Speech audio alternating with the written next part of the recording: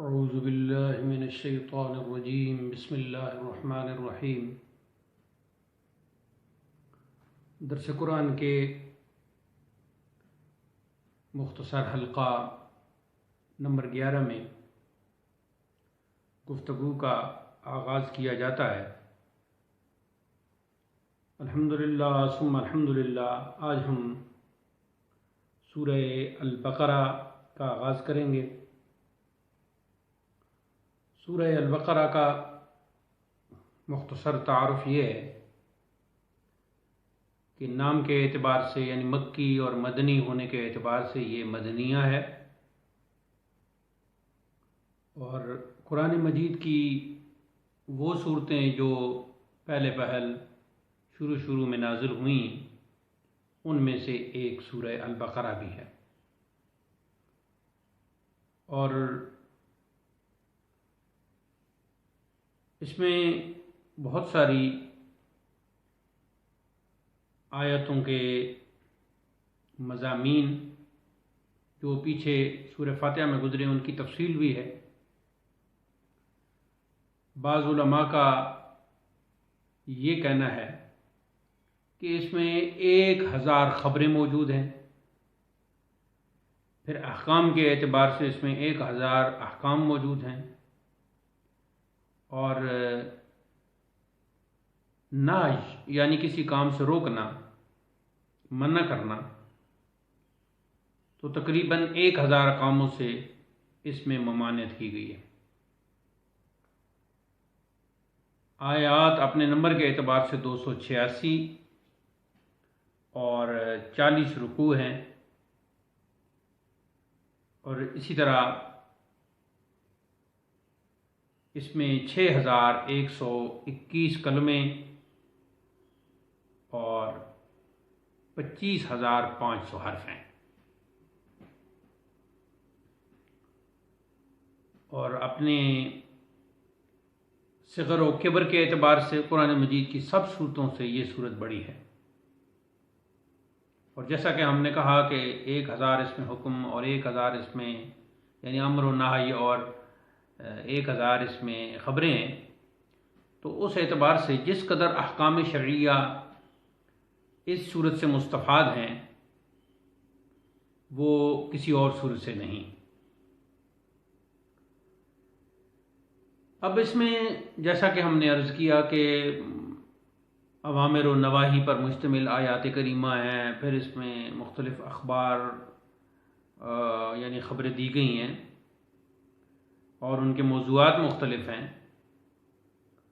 لیکن اس کا جو نام ہے وہ البقرہ کیوں ہے؟ البقرہ تو عربی میں گائے کو کہتے ہیں، تو پھر اس کا نام البقرہ کیوں ہے؟ صرف البقرہ کیوں ہے؟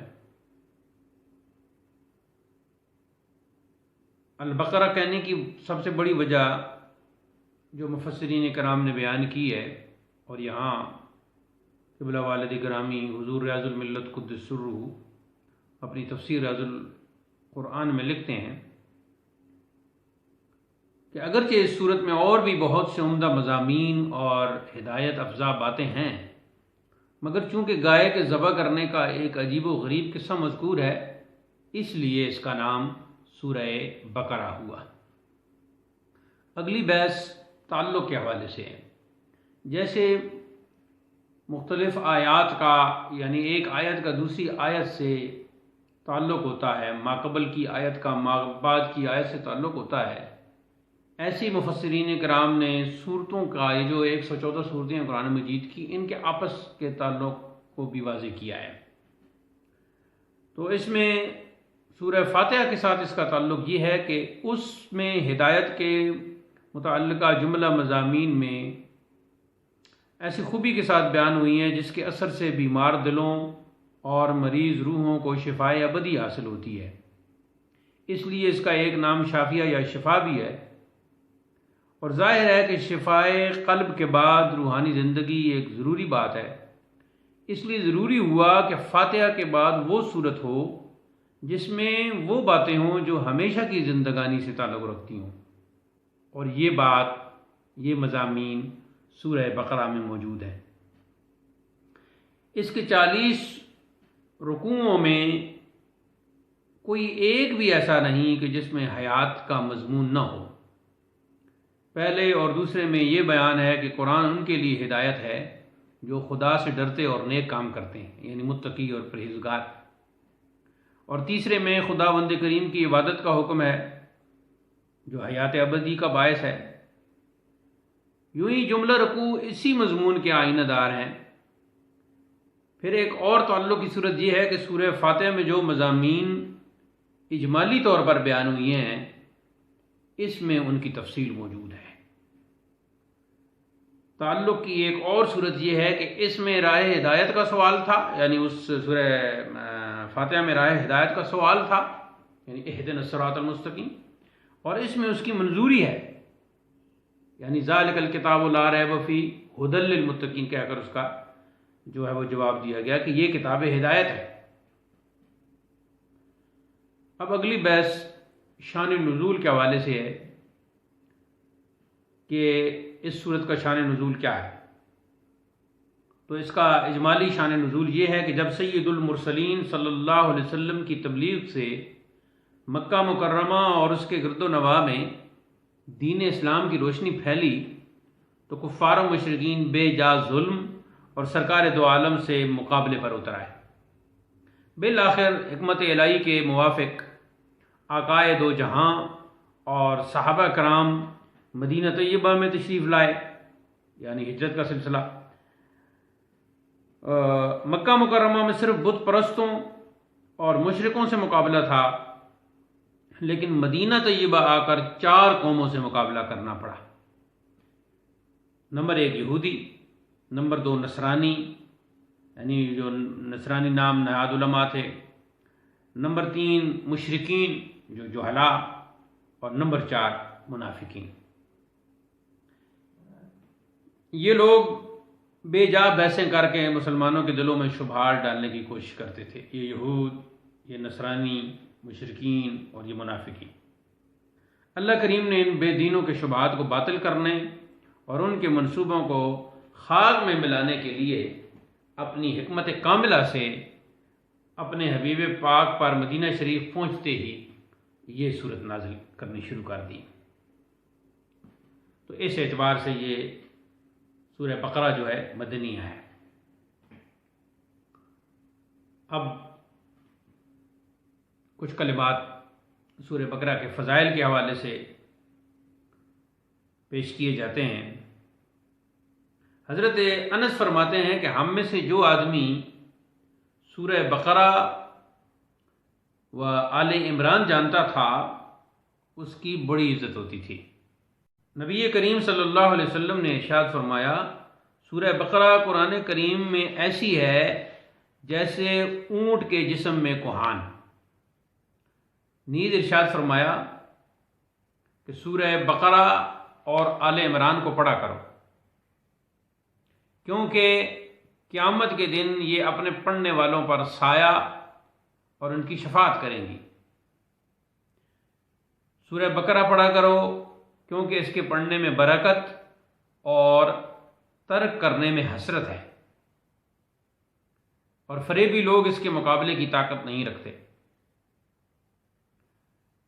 ارشاد فرمایا کہ جو آدمی ہر جمعہ کی رات میں سورہ بقرہ و آل عمران کو پڑھا کرے تو اسے اتنا ثواب ملتا ہے جس سے زمین کے آخری 7ویں طبقہ سے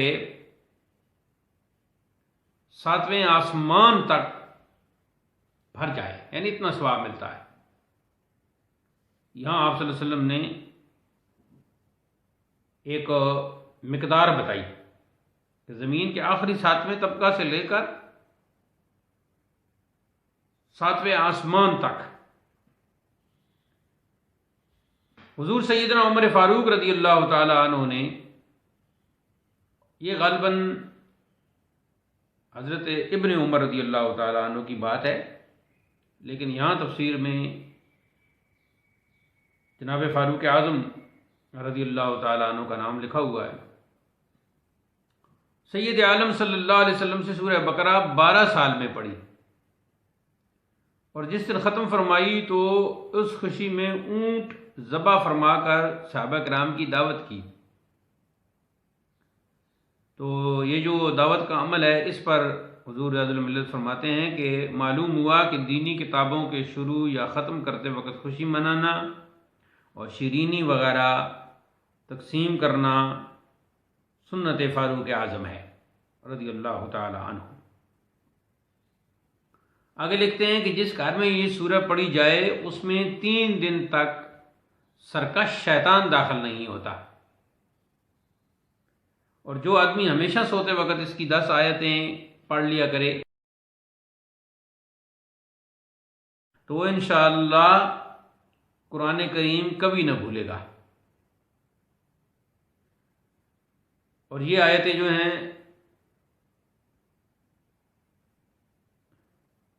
الف لام میم سے مفلحون تک، اور آیت الکرسی اور اس کے بعد کی 2 آیتیں۔ عموماً جب آیت الکرسی پڑھی جاتی ہے تو اس کی بعد کی جو 2 آیتیں وہ نہیں پڑھی جاتی، لیکن ہمیں جب والد گرامی قدس سرور نے بچپن میں سب سے پہلے سورہ بقرہ کی یہ آیت مبارکہ آیت الکرسی یاد کروائی، یعنی فرض نماز کے بعد پڑھنے کے لیے، تو اس میں بعد والی جو 2 آیتیں تھیں وہ بھی اسی وقت یاد کروائیں۔ اور مزید جو ہے 3 اخیر سورت کی یعنی آخری آیتیں جو ہیں، تو جو شخص یہ پڑھے گا تو وہ انشاءاللہ قرآن کریم کبھی نہیں بھولے گا۔ آگے فرماتے ہیں کہ میت کو دفن کر کے اس کی قبر کے سرانے اسی کو اول سے مفلحون تک یعنی الف لام میم سے مفلحون تک پڑھے، اور یہ تو ہو گیا سر کی طرف، اور پاؤں کی طرف اس کا آخری رکوع پڑھنا حدیث پاک سے ثابت ہے، یعنی مشکات شریف کی حدیث سے۔ کچھ لوگ اس کام سے منع کرتے ہیں اور کہتے ہیں بس ٹھیک ہے، اس کی ضرورت نہیں ہے، قبر پر اس طرح تلاوت کرنے کی ضرورت نہیں ہے۔ تو اس کے منع کرنے والوں کے جواب میں فرمایا کہ اس کار خیر سے روکنے والوں کو اللہ تعالی ہدایت نصیب فرمائے، آمین۔ تو یہ فضائل کے حوالے سے بحث تھی۔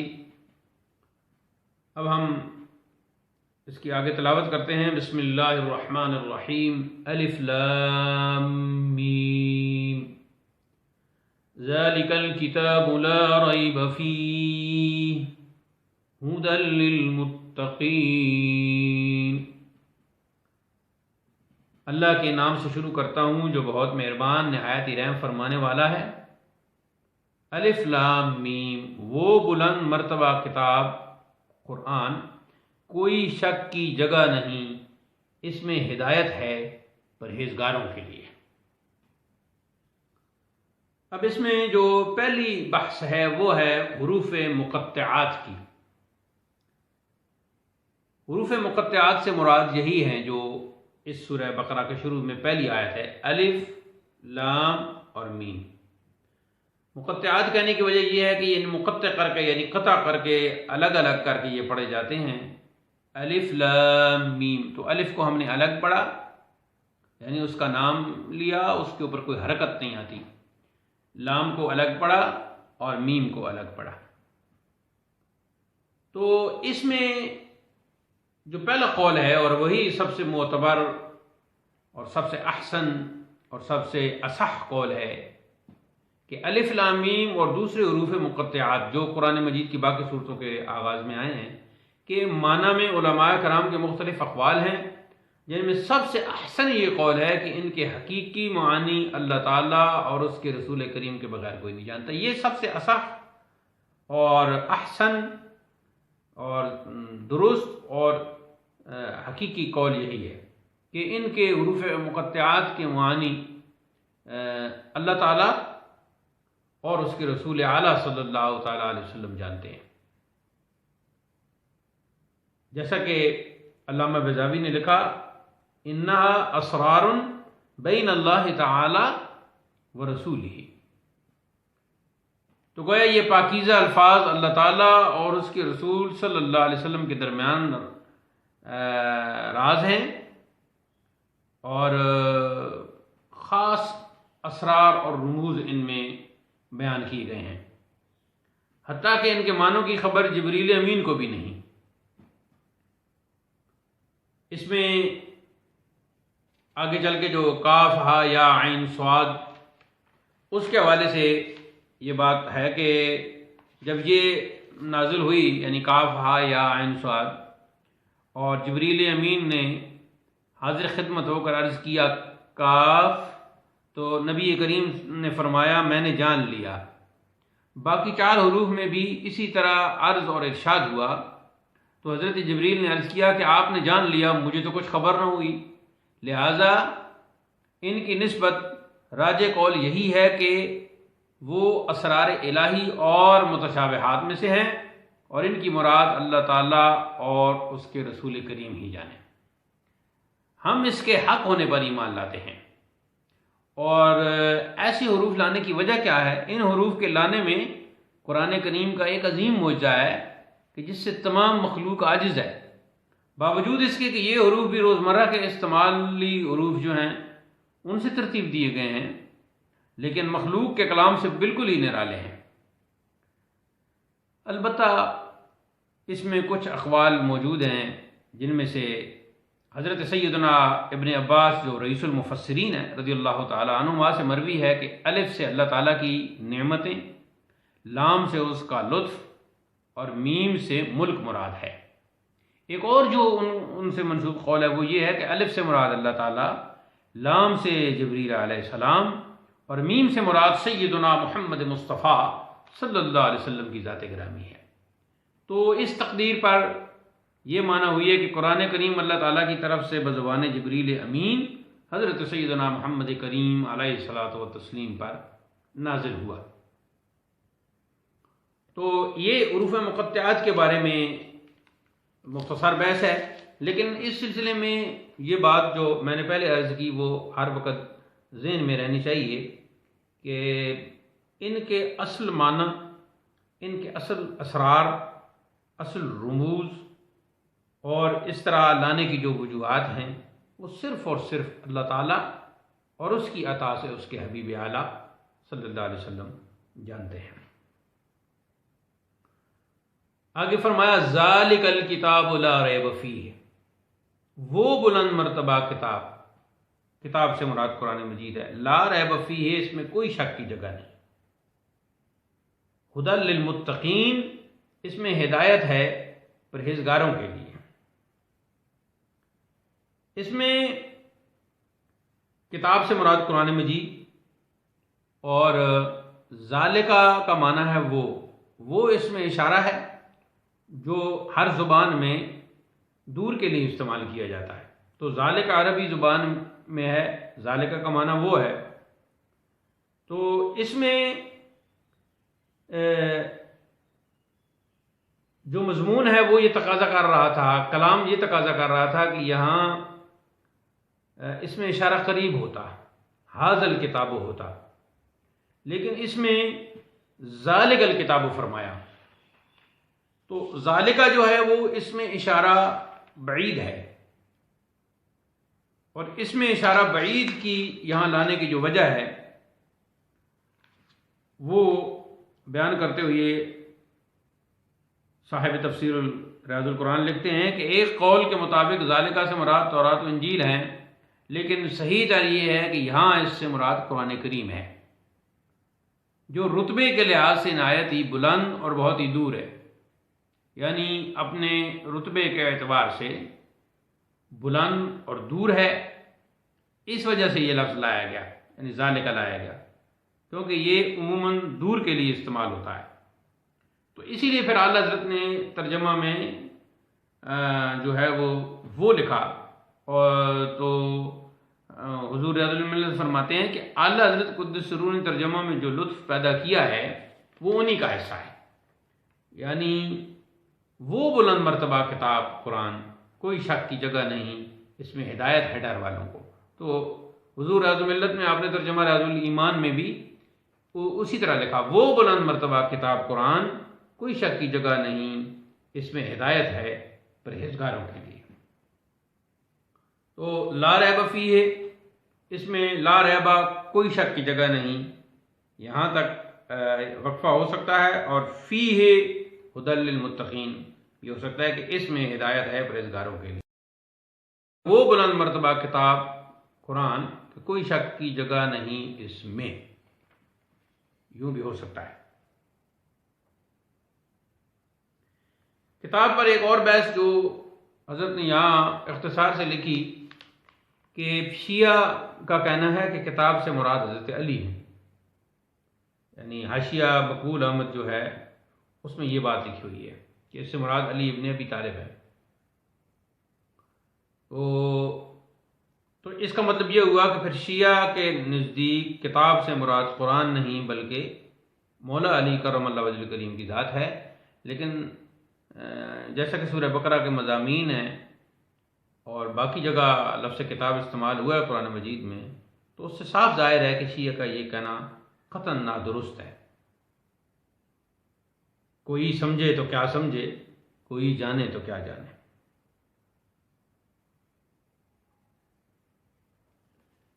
اس میں اور بھی کچھ ابحاث ہیں، لیکن چونکہ یہاں اختصار پیش نظر ہے اور ہماری گفتگو تقریباً جیسا کہ ہم نے یہ طے کیا تھا کہ ہماری گفتگو مختصر ہوا کرے گی تاکہ اختلاف نہ ہو، تو تقریباً 20-22 منٹ ہو گئے ہیں. تو آج کی گفتگو ہم اسی پر ختم کرتے ہیں اور انشاءاللہ پھر اسی آیہ کریمہ سے یعنی لا ریب فیہ سے اگلے درس میں ہم گفتگو کریں گے. اللہ تعالی ہمیں قرآن پاک پڑھنے، سمجھنے اور سمجھنے کے بعد اس پر عمل کرنے کی توفیق و رحمت فرمائے. وآخر دعوانا ان الحمد للہ رب العالمین.